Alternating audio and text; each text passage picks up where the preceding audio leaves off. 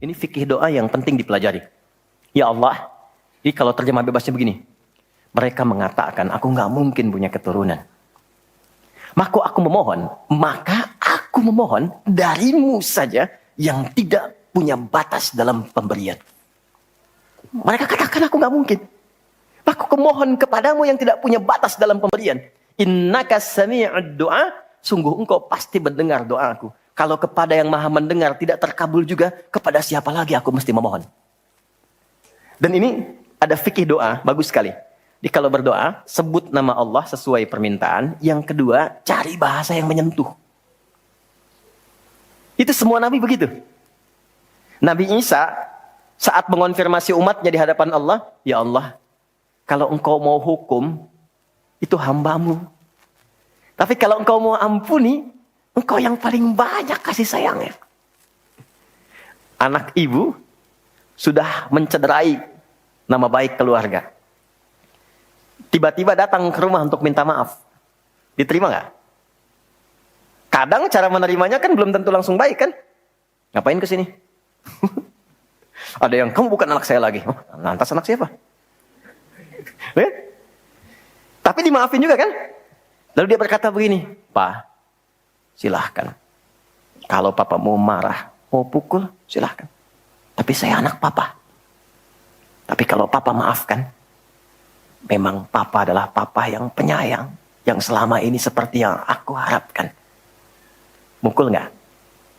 Demi Allah, meluk. Dan air mata keluar. Nah, ibu saja yang punya rahim, punya sifat kasih yang dalam. Apalagi Allah yang Rahman dan Rahim. Maka cari kalimat yang lembut. Nabi Zakaria mengatakan, ya Allah, mereka mengatakan nggak mungkin.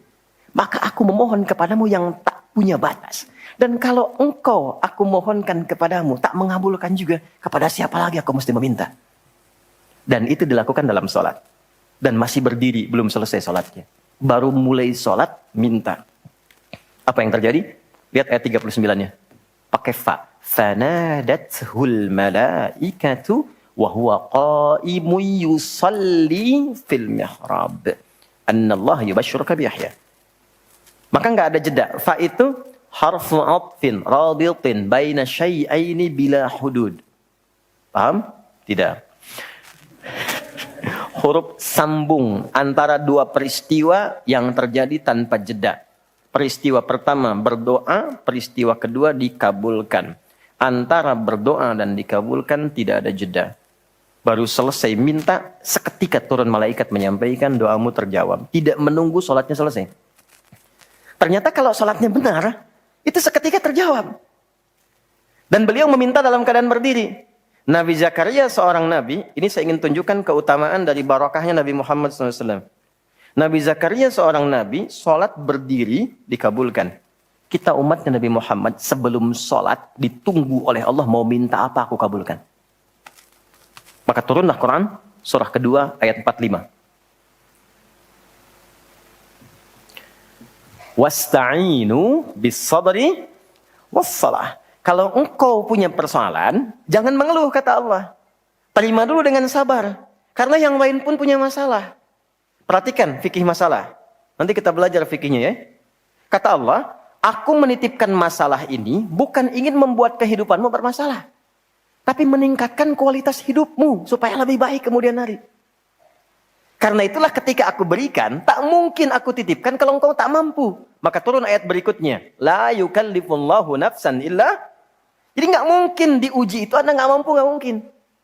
Jadi kalau Anda datang ke sini sekarang sedang punya masalah, seberat apapun, itu tandanya Anda yang mampu. Saya tidak.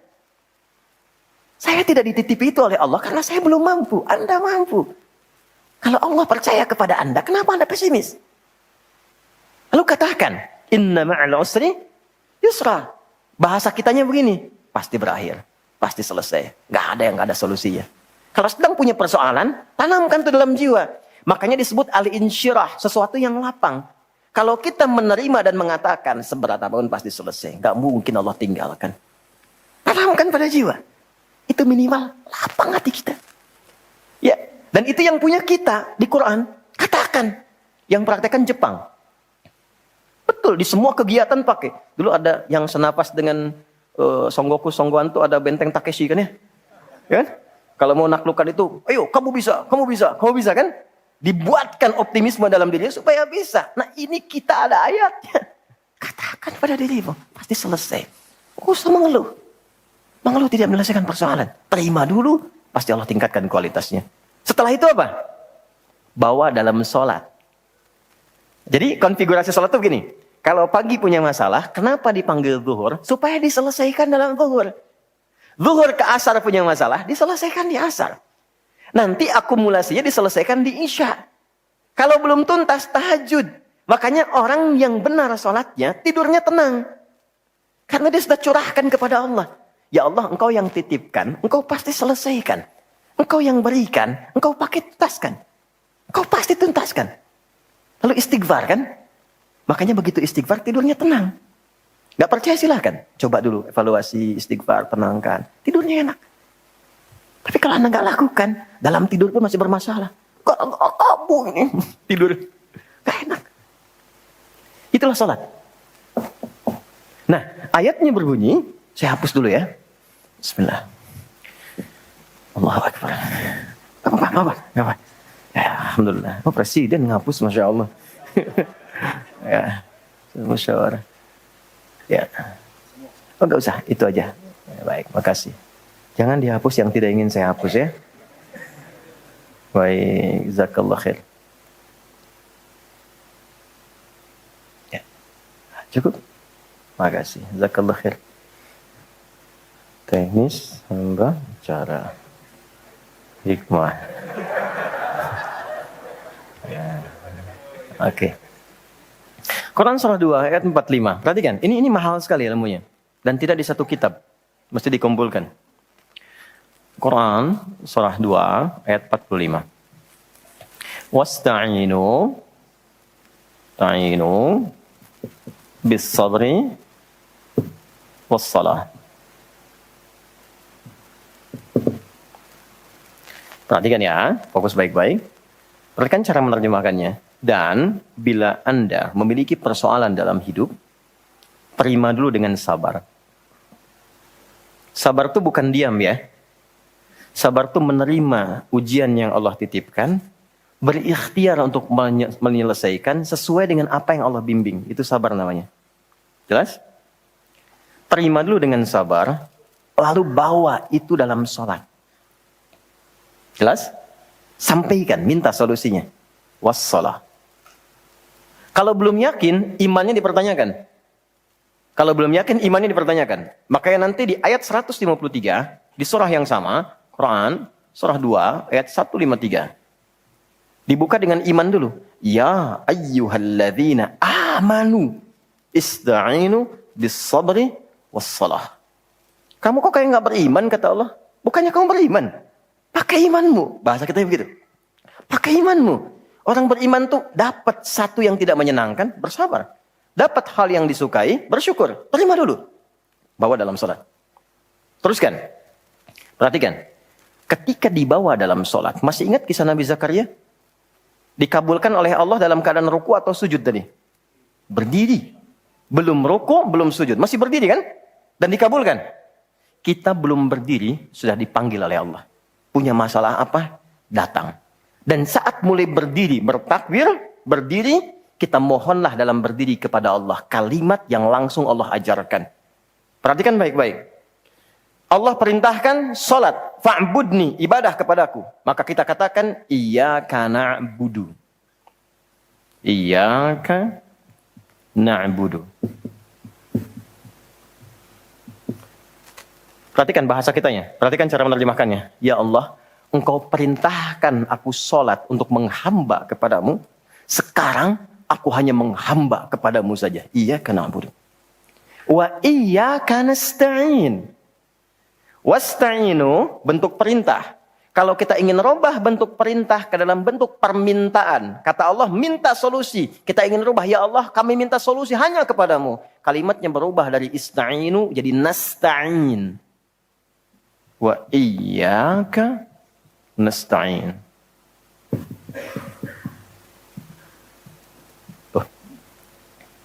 Dan sekarang ya Allah, Saya punya persoalan. Dan engkau maha tahu dengan itu semua. Dan saya hanya menghamba kepadamu dan memohon solusi darimu. Saya tanya pada anda, kita bacakan iyyaka na'budu wa iyyaka nasta'in dalam keadaan apa? Berdiri. Kan dalam baca Al-Fatihah berdiri kan? Kita baca saat berdiri. Nanti anda akan temukan kaitannya dengan Nabi Zakaria. Nabi Zakaria minta berdiri di Kabul, kita belum minta sudah ditunggu. Dalam berdiri diminta membaca ini. Perhatikan hadisnya, hadis qudsi dari sahabat Abu Hurairah radhiyallahu taala anhu dari Nabi sallallahu alaihi wasallam. Ussimatis salatu baini wa baina 'abdi 'ala nisfaini. Salat dibagi dua bagian antara aku dengan hambaku. Wali 'abdi ma sa'al. Kalau hambaku benar menunaikan salatnya sebagai hak aku dan kewajibannya, maka kewajibanku pertama kepadanya mengabulkan apapun yang dia minta dalam salatnya. Hadis qudsi. Di mana dimulainya? Idza qala al-'abdu alhamdulillahi rabbil alamin. Jika hamba memulai dengan membaca alhamdulillahi rabbil alamin, qala Allah azza wa jalla hamadani 'abdi. Maka Allah langsung menjawab, hambaku sedang memujiku. Maka kalau sedang sholat, rasakan diawasi Allah. Dijawab itu. Makanya latihan yang benar bacaannya. Ya, Anda mau main sinetron, latihan skripnya lama sekali itu supaya benar kan? Sinetron loh dunia. Sekarang kebutuhan dunia akhirat, masa nggak benar bacanya? Belajar, malu sama Allah. Ya, yang lihat malaikat loh. Ya, Anda kalau main sinetron yang nonton manusia, Anda sholat yang nonton malaikat. Ya, maka pastikan bacaannya enak, nyaman di hati, rasa akan diawasi. Wa idza qala al-'abdu ar-rahmanir rahim, kalau hamba berkata ar-rahmanir rahim, qala Allah azza wa jalla, Allah menjawab, asna alayya 'abdi, hambaku sedang menyanjungku. Wa idza qala al-'abdu, saya cepat kalau hamba membaca maliki yaumiddin, qala Allah azza wa jalla majjadani 'abdi, Allah menjawab, hambaku sedang mengagungkanku. Sekarang lihat poinnya. Wa idza qala al-'abdu iyyaka na'budu wa iyyaka nasta'in. Kalau hamba membaca sampai di kalimat ini, ya Allah, sekarang aku menyembah seperti engkau perintahkan hanya kepadamu. Dan aku punya persoalan dalam hidup. Dan engkau maha tahu, aku minta solusi hanya kepadamu.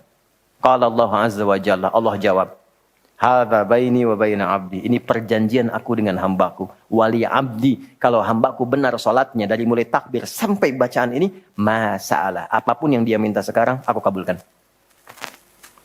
Nabi Zakaria salat minta dijawab. Kita umatnya Nabi Muhammad karena keberkahan nabinya belum minta sudah diberikan jalan. Makanya banyak orang memohon dalam salat. Dan tidak sedikit yang dimintakan mustahil menurut manusia. Ibunda Al-Bukhari, Anda boleh cek di kitab Fathul Bari, jilid pertama itu, di bab Muqaddimah. Al-Bukhari itu kan buta usia 4 tahun. Butanya permanen. Dokter mengatakan gak akan sembuh. Buta. Kapan sembuhnya? Ketika ibunya masuk ke mihrabnya. Ibu masuk ke mihrab, Al-Bukhari masuk kamar mengulang hafalan surat Qaf. Ibunya berdoa di hamparan sajadahnya. Sampai tertidur, lelah berdoa tertidur. Mimpi ketemu Nabi Ibrahim. Ini dari tafa'ul namanya. Tafa'ul itu menamai anak dengan tokoh tertentu untuk mendapatkan percikan kebaikan dan kesolehannya. Nah, Al-Bukhari itu nama aslinya Muhammad. Bapaknya Ismail. Kakeknya Ibrahim. Kakek buyutnya Al-Bardizbah. Ya, kemudian berasal dari kecamatan Ju'fah, Kabupaten Bukhara. Provinsi Khorasan, negara Uzbekistan sekarang. Karena dari Bukhara, tambah al dan i di ujungnya untuk mengenalkan saya dari Bukhara. Maka Al-Bukhari. Syekh Yasin dari Padang, Syekh Yasin Al-Padangi. Syekh Ahmad Khatib dari Minangkabau, Syekh Ahmad Khatib dari Minangkabawi. Ya, boleh misalnya silakan, nggak ada masalah. Oh, ini saya santai, senang saya, nggak apa-apa. Kecuali kalau bapaknya bolak-balik baru saya. Ya, Mas Dude dari Bintaro misalnya boleh. Ana Dude Al-Bintaroi, ya. Al-Banteni. Nah, Imam Al-Bukhari 4 tahun demikian tadi, kena buta, ibunya berdoa, mimpilah ketemu Nabi Ibrahim. Di mimpi dikatakan, anakmu akan melihat lagi. Pas qadar Allah, beliau sedang mengulang hafalan Quran di surat Qaf. Nyampe ke ayat 21 sampai 22. Laqad kunta fi ghaflatin min hadza, fakashafna anka ghita'aka fabasaruka al-yawma hadid. Dulu pandanganmu itu tertutup, tak bisa lihat. Sekarang kami akan buka secerah-cerahnya, mulai hari ini pandanganmu akan menatap dengan tajam. Padahal ayat itu tentang suasana akhirat. Tapi percikan dari kebaikan itu turun ke bumi. Maka ketika selesai ayatnya, ibunya bermimpi, terbuka pandangannya, bisa melihat kembali. lompat kaget dikejar ibunya. Umi laqad ra'ait. Bu, saya lihat lagi. Ibunya kaget bangun, langsung dipeluk. Rubbama ra'aita bil qalbik. Mungkin kau melihat dengan hatimu. La bil bi'aini, dengan mata saya. Sejak saat itulah belajar hadis. Kapan? Saat ibunya memohon dalam sholat di mihrab.